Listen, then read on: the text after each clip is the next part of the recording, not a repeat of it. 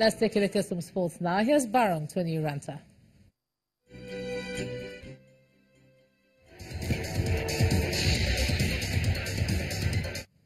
Thank you, Ijoma, and welcome to Sports News. The Federation of International Basketball Associations, FIBA, has ordered a fresh election into the board of the Nigeria Basketball Federation.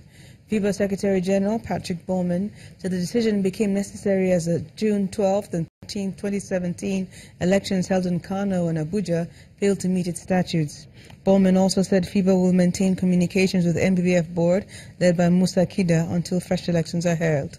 The apex basketball body will work on amending the NBBF statutes to guarantee complete independence with no influence from third parties. And the Super Eagles of Nigeria have remained unmoved as the three-time African champions sit on the 7th spot in the latest FIFA World Rankings. Tunisia is still ranked the best team in Africa.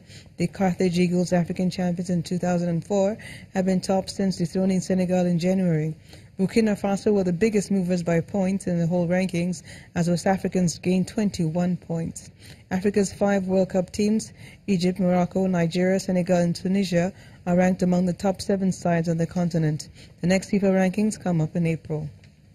And Barcelona captain Andres Iniesta will decide next month whether to accept an offer from a Chinese club. Iniesta, a product of the Barca's academy, said his future may lie elsewhere after their Champions League last 16 win over Chelsea on Wednesday. The 33-year-old playmaker was influential in his side's 3-0 home victory before being substituted into a standing ovation. The Spanish international has a lifetime contract with Barcelona after winning 4 Champions League and 8 La Liga titles during his time with the club. And FIFA's Ethics Committee has extended the provisional suspension of Brazilian Football Confederation President Marco Polo Del Nero by 45 days. The 77-year-old was originally given a 90-day ban in December, but with that sanction nearly over, FIFA's ethics investigator has asked for more time to complete the inquiry into his alleged involvement in football's corruption scandal. Del Nero has run Brazilian football since early 2015, despite being charged by American authorities with money laundering and racketeering later that year. Golf and 2-time winner Ernie Els of South Africa and 2003 champion Jim Furyk have been issued special exemptions into the 118th U.S. Open in June. The second major championship of 2018 will be played from June the 14th through to the 17th in Shinnecock Hills in New York. This year will mark the 26th consecutive U.S. Open appearance for Els, who was the first non-U.S. golfer to win multiple U.S. Opens since Alex Smith in 1910. Furyk won his U.S. Open title at Olympia Fields and will make his 23rd consecutive U.S. Open start with 24 overall.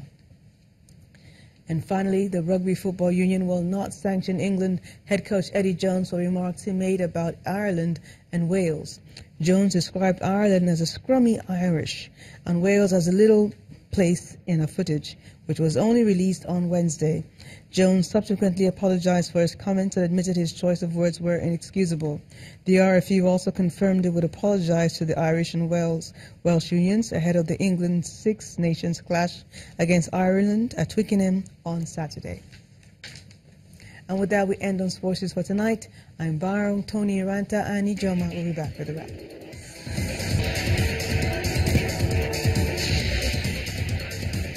Thanks a lot, Barong. Several people are feared dead after a pedestrian bridge under construction collapsed at the Florida International University in Miami. It's unclear how many people are injured or beneath the rubble, but images show cars trapped beneath the fallen structure. The police has confirmed several fatalities. According to reports, the 950-ton span only went up on Saturday. The bridge has long been requested for by people at the university so they could avoid the perilous road. In August 2017, a student was hit and killed by cars while crossing. The United States has imposed sanctions on 19 Russians for meddling in the 2016 election and cyber attacks. The Russians are being accused of destructive cyber attacks and intrusions targeting critical infrastructure. The measures are being described as the strongest action taken against Moscow since Trump assumed office. Russia says it's already begun drawing up countermeasures. And at least 8 people have died and 12 others injured in an army helicopter crash in Senegal. The accident happened in Medissa, a town near Gambia's northern border. The helicopter, which was carrying 20 people, was coming back from a funeral in a town south of Dakar. President Macky Sall, who offered his condolences to the families of the victims, has ordered an investigation into the crash. The last major air mishap in Senegal happened in 2015 when 7 people died in a plane crash. And the main news again. President Muhammadu Buhari this evening met with the leadership of the National Assembly at the presidential villa. Also today, Nobel laureate Professor Wole Soyinka today asked President Muhammadu Buhari to declare armed herdsmen as terrorists in the wake of persistent killings in the country. Professor Soyinka also called on Nigerians to stand up against capital punishment being suggested in the proposed hate speech bill. And the pedestrian bridge at Florida International University collapsed today, killing several people, with many others trapped. Well, that's the news at 10 tonight. Thanks so much for staying with us. I'm Ijoma Kunyato. Do have a good night.